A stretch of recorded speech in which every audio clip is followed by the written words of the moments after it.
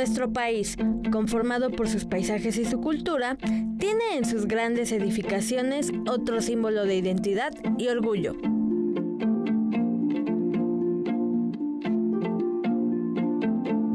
Las construcciones son el cimiento de la historia. Es remontarse a las pirámides de las grandes civilizaciones prehispánicas hasta pasar por la época virreinal, donde el barroco novohispano fue el protagonista del siglo XVI hasta el XVIII. Obviamente que nos viene de la arquitectura en el periodo colonial, nos viene de Italia y nos viene de España. Sin embargo, aquí se va a hacer una arquitectura muy particular por tomar en cuenta los materiales constructivos que se tenían locales y en que en cada región se utilizaron.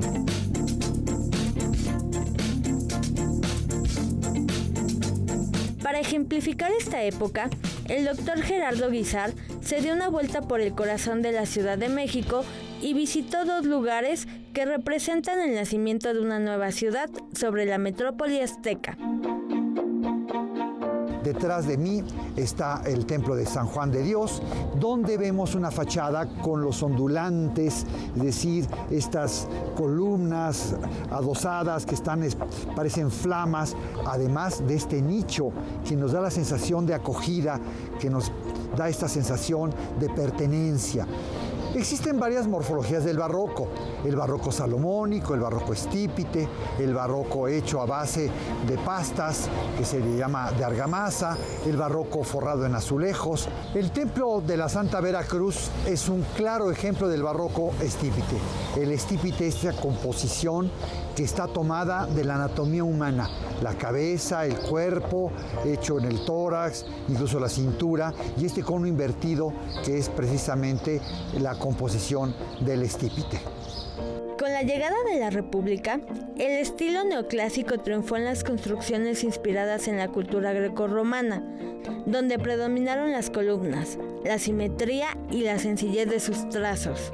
Sin embargo, también el ecléctico, es decir, la combinación de varios estilos, comenzó a penetrar en la capital mexicana.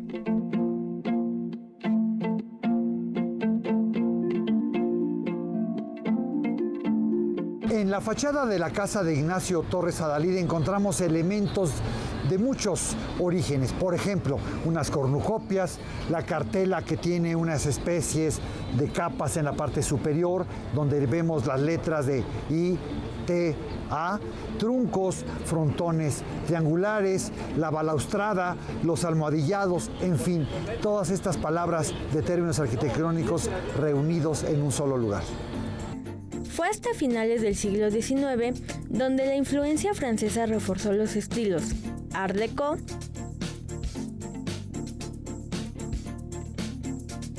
Art Nouveau y el uso de los neo.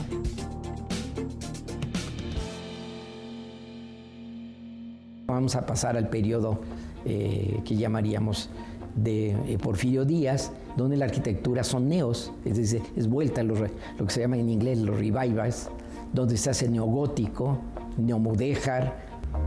Todos los neos que se habían dado en Europa se empiezan a repetir aquí, es decir, es una mezcla de distintas corrientes arquitectónicas que no solamente se dieron en México, se dieron en otros países, en el propio Europa.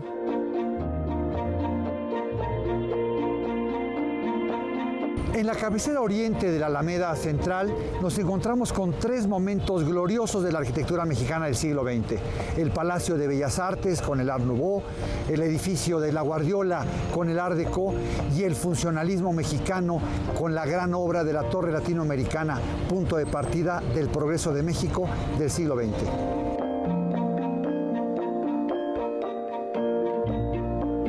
En los albores de un nuevo siglo, la ciudad experimentó un nuevo boom. Campeaba la necesidad de mostrarse como una ciudad de vanguardia y poco a poco migró a un estilo más contemporáneo.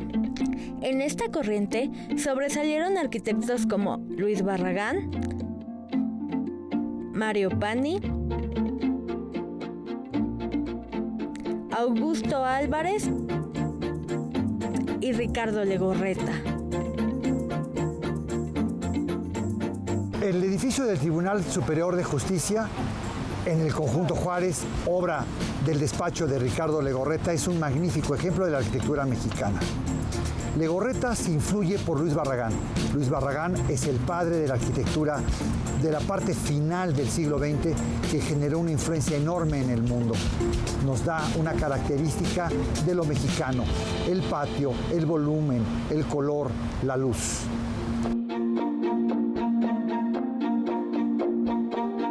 Ahora nos encontramos en el antiguo hospital de Nuestra Señora de los Desamparados, hoy Museo Franz Mayer. El patio, cuyo origen es Roma y civilizaciones antiguas, pues va a ser una herencia de España a México y de México al mundo.